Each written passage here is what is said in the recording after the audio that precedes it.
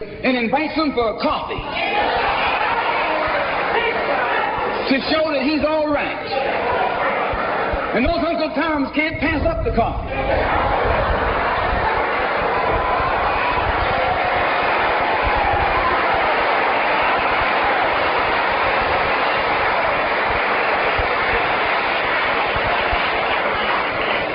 They come away from the coffee table telling you and me that this man is all right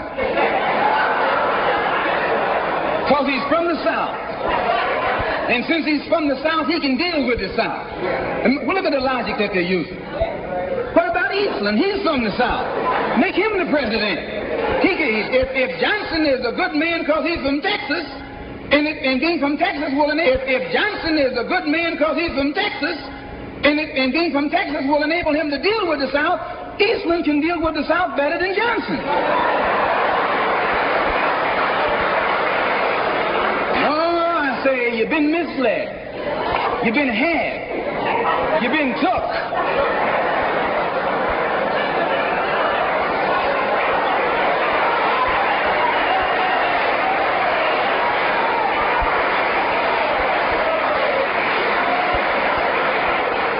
I was in Washington a couple of weeks ago while the senators were filibustering. And I noticed in the back of the Senate a huge map.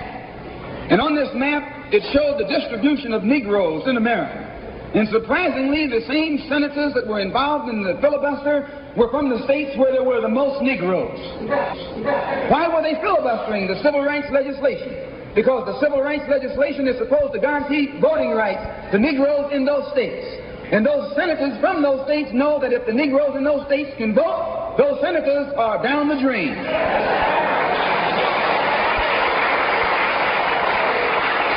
The representatives of those states go down the drain. And in the Constitution of this country, it has a stipulation wherein whenever the rights, the voting rights of people in a certain district are violated, then the representative who's from that particular district, according to the Constitution, is supposed to be expelled from the Congress. Now, if this particular aspect of the Constitution was enforced, why, you wouldn't have a cracker in Washington, D.C.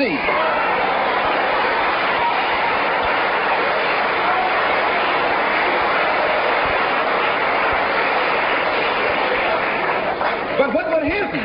When you expel the Dixiecrat, you're expelling the Democrat. When you destroy the power of the Dixiecrat, you're destroying the power of the Democratic Party. So how in the world can the Democratic Party in the South actually side with you in sincerity when all of its power is based in the South? These Northern Democrats are in cahoots with the Southern Democrats.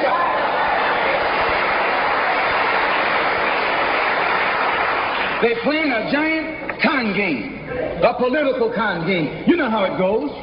One of them comes to you and make believe he's for you. And he's in cahoots with the other one that's not for you. Why? Because neither one of them is for you. But they got to make you go with one of them or the other. So this is a con game.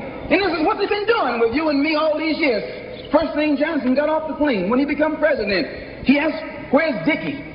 You know who Dickie is? Dickie is old Southern cracker Richard Russell. Look here. Yes. Lyndon B. Johnson's best friend is the one who is who's heading the forces that are filibustering civil rights legislation. You tell me, how in the hell is he going to be Johnson's best friend?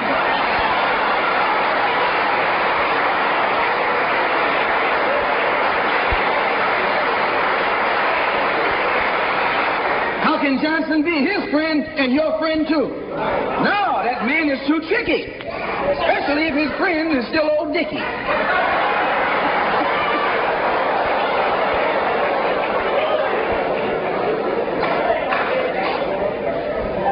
Whenever the Negroes keep the Democrats in power, they're keeping the Dixiecrats in power. This is true. A vote for a Democrat is nothing but a vote for a Dixiecrat. I know you don't like me saying that, but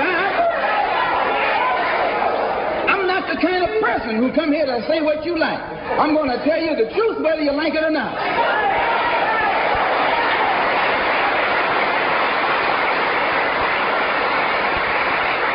Up here in the North, you have the same thing. The Democratic Party don't do it. They don't do it that way. They got a thing that they call gerrymandering. They maneuver lure you out of power. Even though you can vote, they fix it so you're voting for nobody. They got you going and coming. In the South, they're outright political wolves. In the North, they're political foxes. A fox and a wolf are both canine. Both belong to the dog family.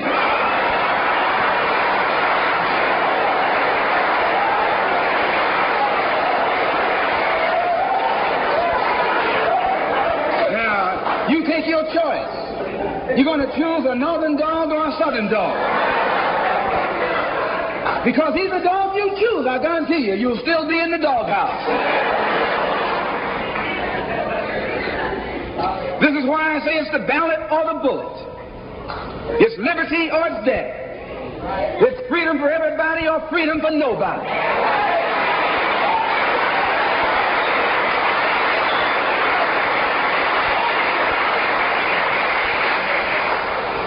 America today finds herself in a unique situation. Historically, revolutions are bloody.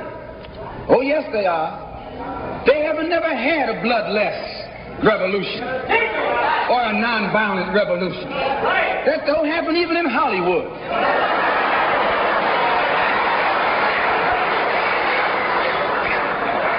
You don't have a revolution in which you love your enemy. And you don't have a revolution in which you are begging the system of exploitation to integrate you into it. Revolutions overturn systems. Revolutions destroy systems. A revolution is bloody.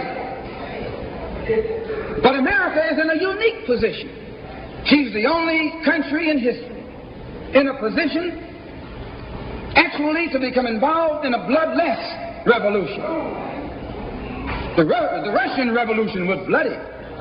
Chinese Revolution was bloody. French Revolution was bloody.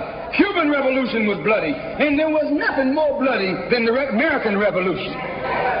But today, this country can become involved in a revolution that won't take bloodshed. All she's got to do is give the black man in this country everything that's doing. Everything.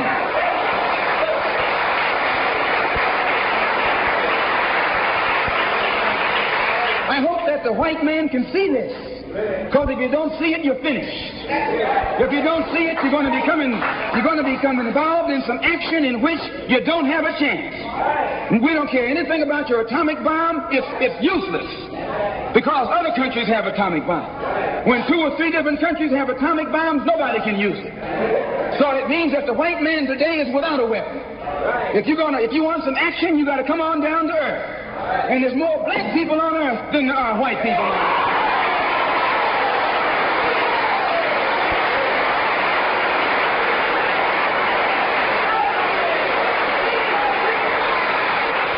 I only got a couple more minutes. The white man can never win another war on the ground.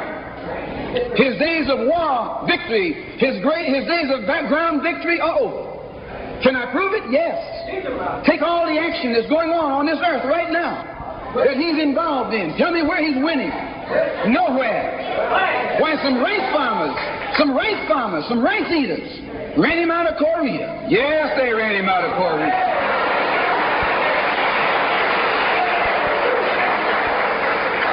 Rice eaters with nothing but gym shoes and a rifle and a bowl of rice. Took him and his tanks and his napalm and all that other action he's supposed to have and ran him across the Yalu. Why? Because the day that he can win on the ground is past. Up in French Indochina, those little peasants, rice growers, took on the might of the French army and ran all the Frenchmen. You remember Dien Bien Phu? No.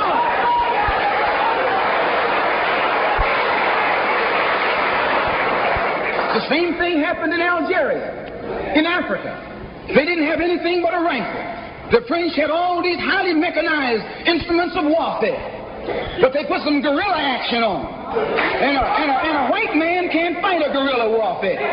Guerrilla action takes heart, takes nerve, and he doesn't have that.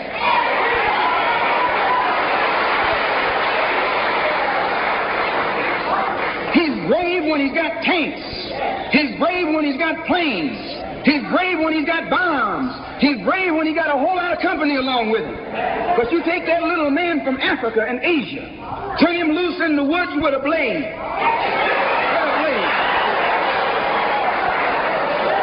That's all he needs. All he needs is a blade. And when the sun comes down, goes down, and it's dark, it's even Stephen.